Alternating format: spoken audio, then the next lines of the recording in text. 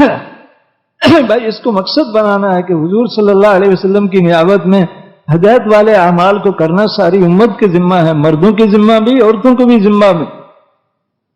اور دل میں عزم تو یہ ہو کہ خود جیسے حضور صلی اللہ علیہ وسلم جو اللہ پاک کا حکم آیا فوراً اس پر خود عمل کیا، اور پھر باقی سارے انسانوں کو حکم پر لانے کی محنت کی ہے. جنہوں نے کلمہ حق سمجھ لیا تو سب کو اللہ پاک کے احکام سکھلانے میں، یعنی حضور صلی اللہ علیہ وسلم نے نبوت ملنے کے بعد دنیا کا کوئی کام نہیں کیا، اللہ کے احکام کی محنت. تو برکت کے دروازے حضور کے لیے، حضور کے اعمال کے ذریعے سے دنیا میں کھلے ہیں. بلکہ میں تو عرض کرتا ہوں کہ دنیا حضور صلی اللہ علیہ وسلم کے اعمال کی برکت سے چل رہی. یہ کارخانوں، دکانوں اور کھیتوں اور نہروں اور باغوں سے نہیں چل رہی، حضور صلی اللہ علیہ وسلم کے اعمال کی برکت سے چل رہی. نعمتیں حضور کے اعمال پر آ رہی ہیں. یہ ہے کہ جب انسانوں میں، مردوں، عورتوں، بچوں، عورتوں میں حضور والے اعمال زیادہ ہوں گے تو برکتیں زیادہ ہوں گی، اور ان برکتوں کے اثرات جہاں تک پڑیں گے، جہاں حضور صلی اللہ علیہ وسلم کے زمانے میں بھی اس کا اثر پڑا. ایک دفعہ حضور صلی اللہ علیہ وسلم مسجد میں نماز پڑھائی، صبح کی سلام پھیرا تو مسجد سے باہر بھیڑیوں کی لائن لگی ہوئی تھی. حضور نے جب دیکھا تو حضور سمجھ گیا یہ کیوں آئے، تو بھیڑیے آ کر کہنے لگے، حضور نے فرمایا یہ اس لیے آئے ہیں کہ ہماری روزی بھی گوشت میں ہے، لیکن اب ہمارا جی نہیں چاہتا کہ مالک کی اجازت کے بغیر کسی کی بکری کو مار کر کھائیں، تو اس لیے آئے ہیں کہ آپ ان سے کہہ دیں کہ کچھ بکریاں ہمارے لیے الگ کر دیا کریں، ہم ان کو کھا لیا کریں گے، باقی بکری پر حملہ نہیں کریں گے. یعنی حضور کی محنت کا اثر بھیڑیوں پر بھی پڑا، جو درندے ہیں ان پر بھی اثر پڑتا ہے. اور پھر اسی طریقے سے بعد میں صحابہ کے دور کے اخیر میں پھر کچھ کمیاں، جو امراء تھے، حکومت والے تھے، ان میں سنت کے خلاف چیزیں پہلے شروع ہوئی ہیں. حکومت والے اپنے حکومت کے انتظام کو سامنے رکھتے ہیں، اعمال میں گرنے لگ جاتے ہیں جن کی توجہ حضور کی تابعداری کی طرف نہیں ہوتی. تو حضور کے زمانے کے بعد جو گراوٹ شروع ہوئی ہے تو عام طور پر حاکموں میں جو حاکم تھے اور امیر تھے ان کے خاندانوں میں کمیاں شروع ہو گئی. اور پھر امت کا، حضور صلی اللہ علیہ وسلم کے بھی فرمان ہے کہ جب میری امت میں کمیاں کوتاہیاں ہوں گی تو پھر اللہ پاک میری امت میں ایسے شخص کو بھیجیں گے، پیغمبر تو نہیں آئے گا، جو ان کمیوں کو دور کرنے اور سنت اعمال کے زندہ کرنے کا ذریعہ بنے گا. تو کہتے ہیں پہلے مجدد جن کے ذریعے سے سنتیں زندہ ہوئی ہیں وہ حضرت عمر بن عبد العزیز ہیں رضی اللہ عنہ. اللہ نے ان کو بھی بادشاہ امیر بنا دیا. ویسے ان کے بارے میں آتا ہے کہ بچپن سے حضور ان کا ننہال جو تھا تو حضرت عمر رضی اللہ عنہ کے خاندان کی، ان کی والدہ جو تھی حضرت عمر کے خاندان کی تھی، والد جو ان کے تھے وہ جو حاکم تھے ان کی خاندان کے تھے، بنو امیہ کے تھے. لیکن ان کا تعلق زیادہ حضرت عمر رضی اللہ عنہ کے خاندان، یہ ننہال تھا، ان کے گھروں میں جاتے تھے. بچپن سے ہے ہر چیز پر سنت پر عمل کا اہتمام. اور حضرت عمر رضی اللہ عنہ کے اولاد کے جو غالباً ان کے بیٹے یا پوتے تھے وہ کہتے تھے یہ ہمارے خاندان کا بچہ نظر آتا ہے، اس خاندان کا نہیں ہے، یعنی ددیال کا نہیں ہے، ننہال کا ہے. نیک عملوں کا اہتمام، سنت پر عمل کا اہتمام. تو جب جوان ہوئی تو خواب میں حضور صلی اللہ علیہ وسلم کی زیارت بھی ہوئی تو حضور نے فرمایا کہ تجھے اگر امیر بنایا گیا، حضرت عمر، حضرت ابوبکر صدیق رضی اللہ عنہ بھی خواب میں ساتھ ہی نظر آئے، تو حضور نے اشارہ فرمایا اگر تجھے امیر بنایا گیا تو ان دونوں کی ترتیب پر چلنا، جیسے یہ چلے ہیں ایسے چلنا. یہ خواب میں بھی اشارہ ہوا. تو پھر قدرت سے ان کو امیر المومنین بنا دیا گیا. وہ جو پہلے جب فوت ہوئے ان کا بیٹا جوان نہیں تھا تو انہوں نے مرنے سے پہلے ہی ان کے بارے میں وصیت لکھ دی. ویسے بھی ان سے مشورے وہ لیتے تھے تو جب بیماری کی سخت حالت ہوئی تو وزیر سے مشورہ کیا کہ میں کیا کروں.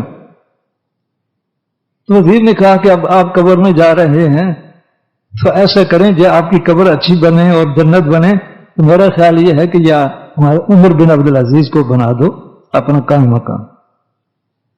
उसने कहा खानदान वाले तो नहीं मांगेगा, खानदान की तरतीब ये चल गई थी उस वक्त कि बादशाह अगर मरा तो उसका बेटा जवान है तो वो बादशाह बनता था, बेटा ना हो तो फिर भाई बनता था। ये ना बेटे थे ना भाई थे, बहनोई थे उनके। तो वजीर ने कहा कि इसकी मैं तरतीब बताता हूं, आप वसीयत तो ये करें कि मेरे बाद अमीर ये बनेंगे और साथ जिले लिख दें कि इनका इंतकाल होगा तो फिर मेरा भाई बनेगा, तो भाई का भी लिख दें तो फिर काम चल जाएगा। तो उनकी समझ में आ गया, उसने ये वसीयतनामा लिखवा दिया और लिखवा कर उस लिफाफे में बंद कर दिया। ऐलान हो गया कि अमीरुल मोमिनीन ने अपना कायम मकाम तय कर दिया है, इसलिए अब बैत हो जाए, लेकिन उनका नाम तफसील से ऐलान होगा जब इनका वफात हो जाएगी फिर होगा, ताकि पहले झगड़ा न बने। ये ऐलान हो गया, इसलिए फिर सबने बैत कर ली कि जो तय किया है हम सब मानते।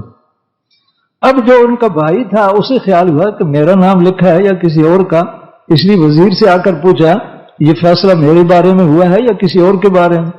वजीर ने कहा एक बात अमीरुल मोमिनीन ने राज में रखी है, मैं कैसे बता सकता हूं, मैं उनका राज नहीं बता सकता, ऐलान होगा उनके मरने के बाद। वो चुप हो गए। उसने कहा अगर किसी और का लिखा है हक मेरा बनता है जिंदगी में मैं बात करूं। उसने कहा मैं राज नहीं बता सकता। और हज़रत उमर बिन अब्दुल अजीज रहमतुल्लाह अलैह को भी क्योंकि मशवरे इनसे लेते थे, इन्हें ख्याल हुआ कहीं मेरा नाम न लिख दिया हो, तो ये भी वजीर के पास गए और कहा कि ये जो तय हुआ है मेरे बारे में किया है तो बता दो, मैं अमीर नहीं बनना चाहता, मैं फिर खत्म कराता हूं उनकी जिंदगी में ही, मैंने अमीर नहीं बनना। तो वजीर ने उनसे भी कहा कि अमीरुल मोमिनीन ने एक बात राज में रखी है, मैं कैसे जाहिर कर सकता। खैर जब उसका इंतकाल हो गया तो फिर उसके बाद में वो फिर खोल कर ऐलान सुनाया गया इनके बारे में बात हो चुकी है, अमीरुल मोमिनीन ये हो। तो जब अमीरुल मोमिनीन बनाए गए तो पहले भी सुन्नत अमल का इत्माम था, तो फिर उस इत्माम को और बढ़ा लिया।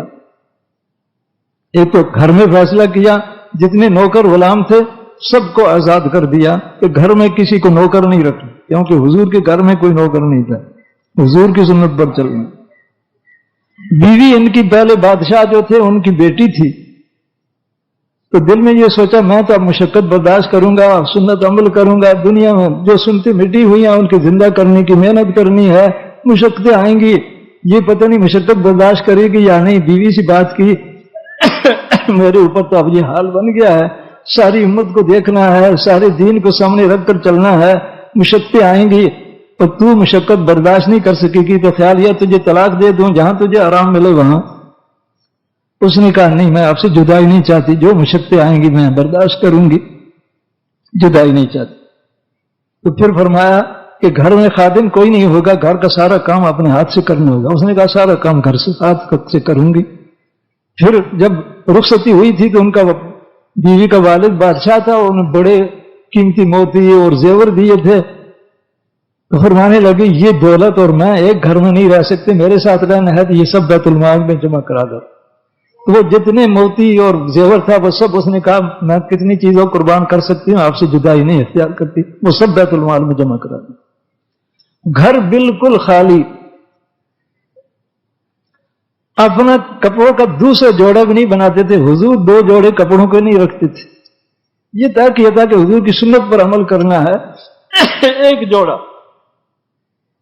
घर में बिल्कुल सादगी। तो एक वाक़या लिखा है, एक औरत आई उस घर में इधर उधर देखने लगी, सारा घर खाली, कोई सामान नहीं। तो इनकी बीवी से कहने लगी कि मैंने जितने घर देखे सामानों से भरे हुए, आप अमीरुल मोमिनीन का घर है ये खाली।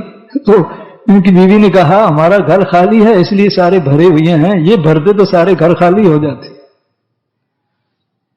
तो बहरहाल दुनिया का कोई सामान नहीं बना। यहां तक भी आता है कि थोड़ी सी सीढ़ियां थी, एक सीढ़ी टूट गई, तो जो इनकी हजरत उमर बिन अब्दुल अजीज रहमतुल्लाह अलैह की खिदमत करता था उसने उस सीढ़ी को फिर पक्का कर दिया। जब देखा कि वो पक्की कर दी तो पूछा किसने की है? तो उस खादिम ने कहा जी ये सीढ़ी टूट गई थी तो जरा चढ़ना उतरना मुश्किल होता था, तो मैंने इसलिए इसे कर दिया, वरना फिर तोड़ दो। मैंने तय किया है कि घर की कोई चीज नहीं बनानी, दीन को सामने रखकर चलना है, तोड़ दो जैसे पहले टूटी हुई थी। घर की सीढ़ी भी मैंने ठीक नहीं करानी। कहां सुन्नत मिटी हुई है, सुन्नत को जिंदा करना। और उस वक्त आमतौर पर यह था कि جو کافر ماتحت تھے ان کے زمینوں پر، ان کے باغوں پر جو حاکم لوگ تھے بہانہ بنا کر قبضے کر لیے تھے. جسے اچھا باغ لگا اس پر قبضہ کر لیا. انہوں نے اعلان کیا کسی پر بھی ظلم ہوا ہو آ کر اپنا حق ثابت کرے، اس کا حق میں دلواؤں گا. اب وہ کافر آ کر دعویٰ کرتے جی میرا باغ فلانے امیر نے لے لیا ہے، گواہ پیش کرتا، وہ فیصلہ کرتے یہ باغ اس کو دے دو. اپنے خاندان کے خلاف فیصلے جتنی بھی ظلم کی ہوتے سب ظلموں کو ختم کیا اور سنتوں کو زندہ کیا. کافروں میں دعوت کو عام کیا. تو جس علاقے میں کافر زیادہ رہتے تھے اس علاقے کے حاکم نے خط لکھا. اس نے لکھا کہ یہاں اس علاقے میں اتنی کثرت سے کافر مسلمان ہو رہے ہیں، اندازہ یہ ہے شاید کوئی بھی کفر پر نہیں رہے گا. تو میں یہ سوچ رہا ہوں کہ کافروں سے جو جزیہ لے کر حکومت کے انتظامی کام کیے جاتے ہیں اس کا کیا ہوگا؟ وہ جزیہ تو ختم ہو جائے گا. جو کافر مسلمان ہو جائے اس سے جزیہ تو لے نہیں سکتے. اب جزیہ لے کر جو حکومت کے کام ہم چلاتے تھے وہ کیا کریں گے؟ یہ خط لکھا. انہوں نے جواب میں لکھا واہ کمنا تیرا ناس ہو، حضرت محمد صلی اللہ علیہ وسلم مال خزانے جمع کرنے کے لیے نہیں بھیجے گا، ہدایت کے لیے بھیجے گئے ہیں. تو میں تو چاہتا ہوں کہ سارے ملک میں کوئی کافر نہ رہے، سب مسلمان ہو جائیں، اور تم کافروں کو نوکر بنا کر ان سے جو کام کرواتے ہو وہ کام تم خود اپنے ہاتھوں سے کرو. تمہارے باپ دادے سارے گھروں کے کام خود کرتے تھے، یہ تو اسلام کی برکت سے تمہیں اللہ نے حکومتیں دے دی، کافروں کو تمہارا غلام بنا دی. کثرت سے کافر اسلام میں داخل ہوئے اور ہر جگہ سنت اعمال کو زندہ کیا.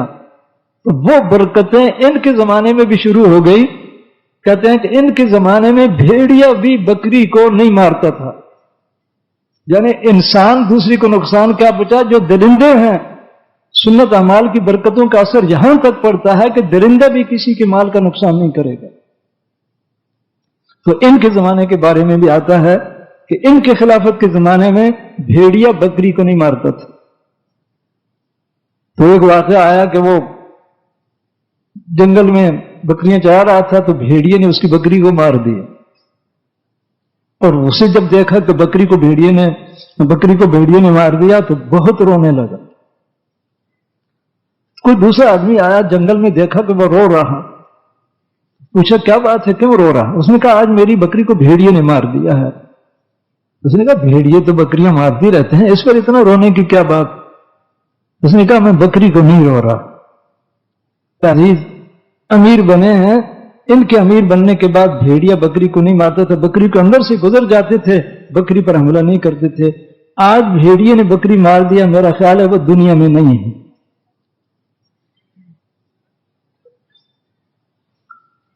جب تحقیق کی گئی تو واقعی ان کا انتقال ہو چکا.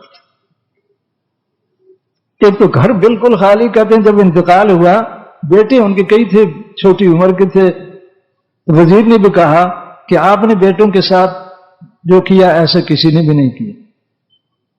تو فرمایا کیا کیا؟ کہ گھر میں کیا ہے، سارا گھر خالی ہے، بچے چھوٹی عمر کے ہیں، آپ نے کچھ بھی ان کے لیے نہیں رکھا. تو بیٹوں کو بلایا، بیماری کی حالت میں تھے. تو بیٹوں سے کہا کہ بیٹو ایک تو یہ تھا کہ میں لوگوں پر ظلم کر کے تمہارے لیے مال سامان بہت سارا جمع کرتا اور دوزخ میں جاتا. تو میں دوزخ کا راستہ نہیں اختیار کیا. باقی تمہارا حق کسی دوسرے کو دیا نہیں، جو تمہارا حق بنتا تھا تمہیں دیتا رہا. اب اگر تم نیک ہوگے، اللہ یتولی الصالحین، اللہ نیکوں کا والی ہے. جس کا والی اللہ ہوگا اسے کوئی نقصان نہیں ہوگا. اور اگر نیک نہیں ہوگے تو پھر جو مصیبتیں تم پر آئیں مجھے کوئی پرواہ نہیں. اللہ کو راضی کرنے والے بنو گے تو تمہارے والی اللہ ہیں. وہ کہتے ہیں لیکن گھر نہیں بنایا، گھر کا سامان نہیں بنایا، سنتیں زندہ کی، کافروں میں دعوت کو عام کیا. تو جب انتقال ہو گیا تو جو گھر میں سامان تھا وہ تقسیم ہوا. تو ایک ایک بیٹے کے حصے میں اس زمانے کے 12 درہم، یعنی ہمارے چاندی کے روپے کے 3 روپے بنتے ہیں، 3 روپے ایک بیٹے کے حصے میں آئے تھے. گھر میں مال نہیں جمع کیا، گھر میں بھی سنت طریقہ یعنی جہاں تک بھی آتا ہے جب آخری حالت میں بیماری کی حالت تھی تو ان کے جو سالے تھے جنہوں نے بعد میں امیر المومنین بننا تھا، ان کے بعد وہ حال دیکھنے آئے تو کپڑے بہت میلے تھے. اندر جا کر بہن سے کہا کہ امیر المومنین بیمار ہیں اور لوگ ان کی بیمار پرسی کے لیے آ رہے ہیں اور کپڑے اتنے میلے ہیں، امیر المومنین کے کپڑے ایسے، ان کپڑوں کو صاف کرو. وہ چپ ہو گئی. دوسری دن پھر جب دیکھنے آئے تو وہی میلے کپڑے. پھر اندر جا کر بہن پر غصہ کیا کہ میں نے کل بھی تمہیں کہا تھا کہ کپڑے ان کے دھو دو، تو تم نے کپڑے نہیں دھوئے، لوگ دور دور سے آ رہے ہیں ایسے میلے کپڑے پہنے ہوئے ہیں. وہ بولی کہ کیا کروں کہ پہلے تو جب بھی کپڑے میلے ہوتے تھے تو گھر کی میری چادر لپیٹ لیتے تھے، میں وہ کپڑے دھو دیتی تھی، جب خشک ہوتے تھے پہن لیتے تھے. اب دوسرا کپڑا تو ہے نہیں، ان کو کیا پہنائیں اور کیسے اتاریں. یعنی آخری حالت میں بھی دوسرا کپڑے کا جوڑا گھر میں نہیں تھا. لیکن دنیا میں سنتیں زندہ کی، کافروں کو اسلام میں داخل ہونے کی دعوت کو عام کیا. اور یہاں تک کا ان کا اعلان تھا، ان کی زمانہ خلافت میں سارے ملک میں کوئی بھیک مانگنے والا نہیں ہوتا تھا. یہ انہوں نے اعلان کیا تھا جتنے معذور ہیں، اندھا ہے، لولا لنگڑا ہے، ہر ایک کا نوکر لگایا جائے اور دونوں کا خرچہ حکومت کے خزانے سے ہوگا. معذور کا بھی خرچہ، اس کے خادم کا بھی خرچہ. میں نے اس حد تک انتظامات کیے ہیں. گھر میں کچھ نہیں بنایا. دوسرا جوڑا کپڑوں کا موت کے وقت میں بھی نہیں تھا. تو بیٹوں کا یہ حال. لیکن ماشاءاللہ بیٹے بھی ماں باپ کے حال کو دیکھ کر اس پر چلتے ہیں. ماشاءاللہ سنت کے پابند، اعمال کے پابند تھے. تو ایک بزرگ سے کسی نے کہا کوئی نصیحت کی بات سنائیں، تو وہ فرمانے لگے جو نصیحت کی بات آنکھوں سے دیکھی ہے وہ بتاؤں یا سنی سنائی بتاؤں. اس نے کہا جو آنکھوں سے دیکھی ہے وہ اور اعلیٰ درجہ، وہ بتائیں. تو انہوں نے نام لیا کہ فلانا بادشاہ کا جب انتقال ہوا اس کے وارثوں کو لاکھوں کی دولتیں تقسیم ہوئی، اور میں نے اپنی آنکھوں سے دیکھا کہ جو اس کے وارث جو لاکھوں کے مالک بنے تھے مسجد کے دروازے پر بھیک مانگ رہے تھے. اور پھر عمر بن عبدالعزیز رضی اللہ عنہ کے بارے میں کہا کہ جب ان کا انتقال ہوا تو ان کے بیٹوں کو ایک ایک کو 3-3 روپے ملے. جو گھر کے سامان تھا اس کی حصہ جو بنا تھا ایک کو تقریباً 3-3 روپے ملے. اور فرمایا بعد میں نے دیکھا ہے کہ ایک لشکر اللہ کے راستے میں جانے کے لیے تیار ہوا، ان کے ایک بیٹے نے 400 گھوڑے اس لشکر والوں کو دیے کہ اللہ کے راستے میں جا رہے یہ 400 گھوڑے میرے استعمال کرو. جنہیں وراثت میں کچھ نہیں ملا تھا لیکن اعمال کر رہے تھے، اللہ نے ان کے لیے برکت کے دروازے کھولے. اور جنہیں لاکھوں کی وراثت ملی لیکن اعمال نہیں کری ہے تو وہ بھیک مانگنے والے بنے. تو بھائی برکت کے دروازے حضور صلی اللہ علیہ وسلم کی سنت اعمال پر کھلتے ہیں.